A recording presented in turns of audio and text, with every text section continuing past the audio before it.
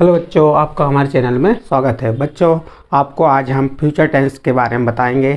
इसके पहले हमने आपको प्रेजेंट टेंस और पास्ट टेंस का पूरा परिचय बताए थे, उसके बारे में पूरे भागों को समझाए थे। आज हम फ्यूचर टेंस पढ़ाएंगे। इसके पहले की वीडियो में फ्यूचर टेंस का परिचय दिए थे नॉर्मल रूप से। अब हम आपको सिंपल फ्यूचर टेंस उसका पहला भाग बताएंगे। सिंपल फ्यूचर टेंस क्या है? सिंपल फ्यूचर टेंस है सामान्य भविष्य काल। सिंपल फ्यूचर टेंस क्या है? सामान्य भविष्य काल, यानी कि आने वाला भविष्य की बात कर रहा है, सामान्य भविष्य। तो उसके बारे में यहाँ पे हम बताएंगे। और सिंपल फ्यूचर टेंस के हिंदी में पहचान क्या होती है वो बताएंगे आपको। सिंपल फ्यूचर टेंस के स्ट्रक्चर क्या होते हैं वह बताएंगे। इसमें कौन सी हेल्पिंग वर्ब का यूज़ किया जाता है वह बताएंगे। और हिंदी से इंग्लिश में ट्रांसलेट करके बताएंगे। तो इस प्रकार से हम सिंपल फ्यूचर टेंस को इस वीडियो में पूरे संपूर्ण रूप से बताएंगे। और इसे ध्यान से देखिए, समझिए। ठीक है, देखिए हम स्टार्ट करते हैं। सिंपल फ्यूचर टेंस सामान्य भविष्यकाल। पहचान क्या हो गई? वाक्य के अंत में गा गी गे आते हैं। यदि हिंदी वाक्य के अंत में गा गी गे आते हैं तो आप समझ जाइए किस टेंस की बात कर रहे हैं। हम सिंपल फ्यूचर टेंस की बात कर रहे हैं। किस टेंस की बात कर रहे हैं? सिंपल फ्यूचर टेंस की बात कर रहे हैं। तो हिंदी वाक्य में पहचान कर लिए। जब हिंदी वाक्यों को आप इंग्लिश में ट्रांसलेट करेंगे तो आपको इंग्लिश वाक्य की या इंग्लिश सेंटेंस के स्ट्रक्चर मालूम होना चाहिए। तो उसकी संरचना क्या है, स्ट्रक्चर क्या है वो बताते हैं। नंबर 1 आएगा हमारा अफर्मेटिव सेंटेंस। अफर्मेटिव सेंटेंस का स्ट्रक्चर क्या होता है आपको ये बताएंगे हम। अफर्मेटिव सेंटेंस क्या होते हैं, नेगेटिव सेंटेंस क्या होते हैं, इंट्रोगेटिव सेंटेंस क्या होते हैं, और इन सब के हम स्ट्रक्चर समझाएंगे आपको।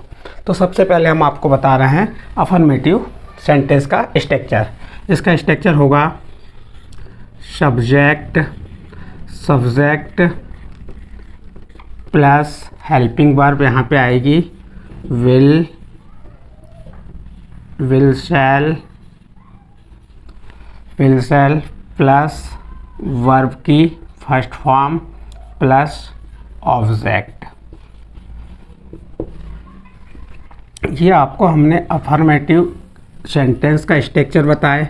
अफर्मेटिव सेंटेंस का स्ट्रक्चर क्या हो गया? देखिए फिर से। सब्जेक्ट मीन्स होता है कर्ता। विल शैल क्या हो गई? हेल्पिंग वर्ब यानी सहायक क्रिया। वर्ब का पहला रूप यानी क्रिया का पहला रूप। ऑब्जेक्ट यानी कर्म। तो यहाँ पे आपको subject plus will shall plus verb की फर्स्ट फॉर्म प्लस ऑब्जेक्ट, ये किसका अफर्मेटिव सेंटेंस हो गया ये। अब इसी का आपको नेगेटिव सेंटेंस बताएंगे हम। तो सबसे पहले आपको अफर्मेटिव सेंटेंस यदि आसानी से बन जाता है तो नेगेटिव इंट्रोगेटिव बनाना बहुत आसान है। ऐसा नहीं कि आपको कठिन लगे हो, बस आपको सबसे पहले कौन सा अफर्मेटिव सेंटेंस याद होना चाहिए। देखिए अब सेकंड आपको बता रहे हैं हम। सेकंड क्या है? नेगेटिव। नेगेटिव में क्या आएगा? Subject plus helping verb will shall plus helping verb के बाद नॉट लग जाएगा प्लस वर्ब की first form plus object plus other word रहते हैं सब में, प्लस अदर वर्ड। तो ये हमारा किसका बन गया? ये स्ट्रक्चर नेगेटिव बनाने वाला स्ट्रक्चर हो गया। नेगेटिव स्ट्रक्चर क्या हो गया? Subject plus helping verb will या shall plus not plus verb की first form plus object plus other word. यहाँ पे आपका एक क्वेश्चन आएगा कि विल और शैल ये क्या दोनों साथ में रहेंगे? नहीं, ये किसी भी सेंटेंस में विल आएगा या शैल आएगा।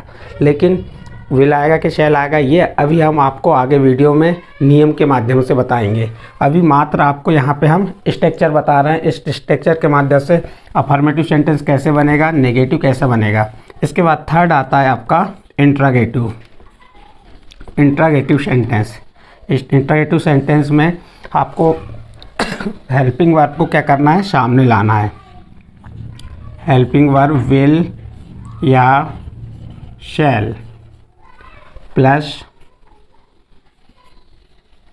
सब्जेक्ट प्लस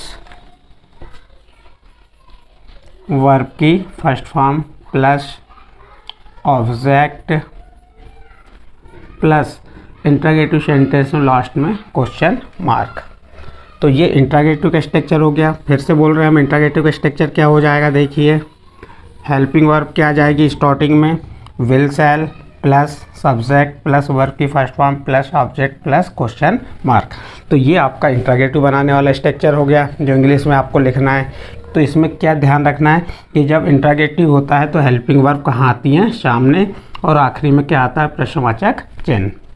इसके बाद फोर्थ नंबर देखिए, आपका फोर्थ नंबर आएगा नेगेटिव प्लस इंट्रोगेटिव। अब ये नेगेटिव प्लस इंट्रोगेटिव सेंटेंस बनाने को आ रहा है, तो इस नेगेटिव यानी कि नहीं भी और उसमें प्रश्न किया जाता है। तो इसमें भी सबसे पहले तो इंट्रोगेटिव बना लीजिए, विल या शैल, विल या शैल आ गया, प्लस सब्जेक्ट, प्लस सब्जेक्ट के बाद क्या आ जाएगा आपका, not, plus not, plus verb की फर्स्ट फॉर्म, वर्ब की first form plus object plus प्रश्नवाचक चिन्ह। तो इस प्रकार से ये आपका क्या बन गया, आपका यहाँ पे नेगेटिव इंट्रोगेटिव बन गया। तो आपको हमने सिंपल फ्यूचर टेंस की पहचान बता दी है और इंग्लिश में जो स्ट्रक्चर होते हैं इन स्ट्रक्चरों के बारे में बता दी कि अफर्मेटिव स्ट्रक्चर क्या है, नेगेटिव का क्या है, इंट्रोगेटिव क्या है, नेगेटिव इंट्रोगेटिव क्या है। जब तक आपको टेंस के स्ट्रक्चर मालूम नहीं होंगे तो आप वॉइस नहीं बना पाएंगे, क्योंकि एक्टिव वॉइस के जितने भी स्ट्रक्चर होते हैं वो टेंस के होते हैं और पेशिव के चेंज हो जाते हैं। तो इस प्रकार से ये स्ट्रक्चर आपके लिए महत्वपूर्ण है। स्ट्रक्चर साथ साथ ये हेल्पिंग वर्ब महत्वपूर्ण है, क्योंकि पेपर में हमको चेंज करने के लिए यहाँ पे आता है टेंस को बदलने के लिए आएगा, तो कौन सी हेल्पिंग वर्ब इसमें आएगी। जब तक हमको टेंस की हेल्पिंग वर्ब नहीं मालूम होगी तो हम चेंज नहीं कर पाएंगे। इस प्रकार से ये आपको चारों हमने स्ट्रक्चर बता दिए। अफर्मेटिव को क्या हो गया, subject plus will shall plus verb की फर्स्ट फॉर्म प्लस ऑब्जेक्ट, उसके बाद subject plus will shall plus not plus verb की फर्स्ट फॉर्म प्लस ऑब्जेक्ट, ये क्या हो गया, नेगेटिव का हो गया।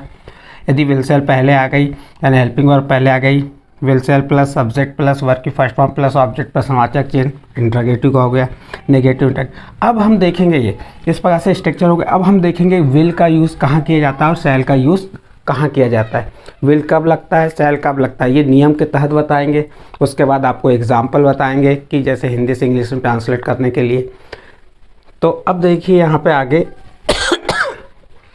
आपको नियम बताएंगे। अब सिंपल फ्यूचर टेंस के आप नियम देखिए। अभी आपको हमने पूरे स्ट्रक्चर बताए थे, नियम है, नियम क्या है वो देखिए। हमने आपको स्ट्रक्चर में बताए थे हेल्पिंग वर्ब विल और शैल आ रही थी, इनमें कौन सी हेल्पिंग वर्ब का यूज़ करना है ये आपको अब उसके नियम के तहत बताएंगे हम।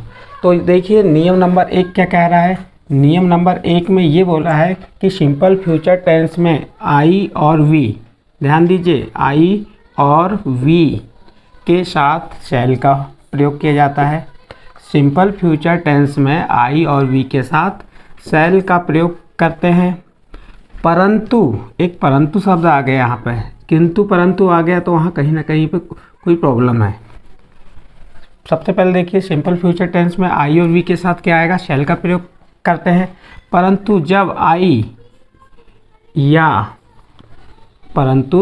आई या वी के साथ दृढ़ निश्चय, जहाँ पे दृढ़ निश्चय की बात आ गई, इच्छा की बात आ गई, संकल्प की बात आ गई, या चेतावनी, आदेश, नैतिक कर्तव्य या वादा का बोध होता है, का बोध हो, तब आई के साथ, आई या वी के साथ शैल के बदले विल का प्रयोग किया जाता है। पुनः एक बार हम रिपीट कर दे रहे हैं। हमने सबसे पहले आपको ये बताया कि सिंपल फ्यूचर टेंस में आई और वी के साथ शैल का प्रयोग करते हैं, लेकिन कभी कभी ये कंडीशनें आ जाती हैं, जैसे दृढ़ निश्चय आ गया, इच्छा हुई, संकल्प, चेतावनी, आदेश, नैतिक कर्तव्य या वादा का बोध हो रहा है, जहाँ पे वाक्य में आपको, तब आई और वी के साथ शैल का प्रयोग ना करके किसका प्रयोग करेंगे, हम विल का प्रयोग करेंगे। तो ये नियम नंबर 1 हुआ। फिर से एक बार रिपीट कर दे रहे हैं। यदि सामान्य रूप से है तो आई वी के साथ शैल का प्रयोग करेंगे, परंतु यदि आई वी के साथ जब आई या वी के साथ दृढ़ निश्चय, इच्छा, संकल्प, चेतावनी, आदेश, नैतिक कर्तव्य, वादा का बोध हो, तब आई या वी के साथ शैल के बदले विल का प्रयोग करते हैं। शैल नहीं लगाएंगे, क्या लगाएंगे? विल। नियम नंबर सेकंड देखिए। अब नियम नंबर सेकंड क्या कह रहा है? Simple future tense. Simple future tense में you, she, he, they, it या अन्य सभी, कौन कौन से? You, C, he, they, it, ये सभी प्रोनाउन है, तथा अन्य सभी एक वचन सिंगुलर, बहुवचन प्लूरल संज्ञाओं के साथ किसका? विल का प्रयोग करते हैं। फिर से देखिए, सिंपल फ्यूचर टेंस में यू, शी, ही, इट, दे तथा अन्य सभी एक वचन और बहुवचन संज्ञाओं के साथ विल का प्रयोग करते हैं। ये सामान्य स्थिति में हो गया। परंतु जब इन सेकंड पर्सन या थर्ड पर्सन के साथ दृढ़ निश्चय आ जाए, फिर वही बात आ गई, दृढ़ निश्चय, इच्छा, संकल्प, चेतावनी, आदेश आदि का बोध हो, तब विल के बदले किसका प्रयोग करेंगे? शैल का, यानी उल्टा चलेंगे। कैसे उल्टा? जब यदि सामान्य परिस्थिति है तो आप विल का यूज़ करेंगे, और यदि परिस्थिति बदल जाती है, जैसे क्या परिस्थिति आ गई? दृढ़ निश्चय आ गया, इच्छा, संकल्प, चेतावनी, आदेश का जहाँ बोध होने लगा, तो आप विल का यूज़ ना करके किसका यूज़ करेंगे? शैल का यूज़ करेंगे। तो इस प्रकार से ये विल और शैल का यूज़ किस प्रकार आपको करना है, ये आपको हमने दो नियम में बताया। पहला नियम आपका कंफर्म हो गया। क्या नियम कंफर्म हुआ? सामान्यतः अधिकतर आई वी के साथ शैल का यूज़ करेंगे, लेकिन परिस्थिति आ गई कि कहीं दृढ़ निश्चय है, कहीं इच्छा है, संकल्प, चेतावनी आदि है, तो उस टाइम आई वी के साथ शैल का प्रयोग ना करके किसका प्रयोग करेंगे? विल का। फिर सेकंड नियम देखिए, सिंपल फ्यूचर टेंस में you, she, he, they, it या अन्य सभी एक वचन बहुवचन संज्ञा हो तो सामान्य रूप से विल का यूज़ करेंगे, परंतु जब कंडीशन यदि आपकी दृढ़ निश्चय, इच्छा, संकल्प, चेतावनी, आदेश का बोध हो, तब विल का यूज़ ना करके शैल का यूज़ करेंगे। अब हम इसके एग्जाम्पल देखेंगे। ये आप सिंपल फ्यूचर टेंस के एग्जाम्पल देखते हैं, जो हिंदी वाक्य से इंग्लिश वाक्य में बदलना है आपको। तो देखिए कैसे हमको बदलना है। हमने आपको नियम बताए थे, यदि आई वी के साथ किसका यूज़ करना है? शैल का, लेकिन परंतु कंडीशन चेंज हो जाती, कभी दृढ़ निश्चय, वादा, निश्चितता आ जाती है, तो उस टाइम पे आई वी के साथ किसका यूज़ करना है? विल का। तो यहाँ पे फिर सेकंड बताया, तो बाकी जितने भी आप हैं, सिंगुलर है, प्लूरल है, वी, यू, ओ, ही, शी, इनके साथ किसका यूज़ करेंगे? शैल का। लेकिन ये सामान्य रूप से आई वी के साथ किसका यूज़ करेंगे? शैल का, बाकी के साथ विल का। बाकी के साथ किसका करेंगे यूज़? विल का। अब देखिए यहाँ पे क्या आया हिंदी में, तुम साला जाओगे। तुम साला जाओगे सामान्य वाक्य है, तो तुम के लिए क्या आ गया? You will go to school. हमने नियम बताए कि आई और वी के साथ शैल आएगा, बाकी के साथ क्या आएगा? विल। तो यू के साथ क्या आ गया? विल। इसका स्ट्रक्चर भी बताया, तो स्ट्रक्चर क्या हो गया? Subject plus will shall plus verb की फर्स्ट फॉर्म प्लस ऑब्जेक्ट। ये आपका स्ट्रक्चर भी बता दिया इसका हमने। अब उस आधार पर ही बन गया you will go to school. लेकिन सेकंड नंबर का, ये फर्स्ट नंबर, सेकंड नंबर का स्ट्रक्चर हम देखिए, हम उसी को बनाए, तुम साला जाओगे ही। यहाँ पे निश्चय किया गया है कि तुम साला जाओगे ही, तो यहाँ पे निश्चित हो रहा है, तो इसलिए अब यू के साथ यहाँ पे विल आया था, तो यहाँ पे यू के साथ क्या आ जाएगा? शैल आ जाएगा। तो ये हो गया आपका तुम साला जाओगे ही, तो you shall go to school नियम के तहत हमारे। फिर थर्ड देखिए, मैं स्टेशन जाऊँगा, तो आई के साथ क्या आ गया? शैल, तो आई शैल गो टू स्टेशन। फिर वह कल आएगा, तो वह के लिए ही आ गया, he will come tomorrow. Sita गाना गाएगी, सामान्य वाक्य चल रहे हैं हम पूरे, Sita will sing a song. तो इस प्रकार से ये आपके एग्जाम्पल हुए। अब इनको नेगेटिव बनाने को भी आ सकते हैं, तो नेगेटिव बनाने के लिए आपको विल के बाद क्या लगा देना है? नॉट। इंट्रागेटिव बनाने के लिए आएगा तो विल या शैल को आप सामने कर देंगे तो इंटरोगेटिव बन जाएंगे। तो इसी प्रकार से आप नेगेटिव इंटरोगेटिव सेंटेंस बना सकते हैं। इस प्रकार यहाँ पे आपका सिंपल फ्यूचर टेंस समाप्त होता है। अब आने वाले वीडियो में आपको हम फ्यूचर कंटिन्यूस टेंस के बारे में बताएंगे। ठीक है बच्चों, यहाँ पे आपका सिंपल फ्यूचर टेंस समाप्त हुआ।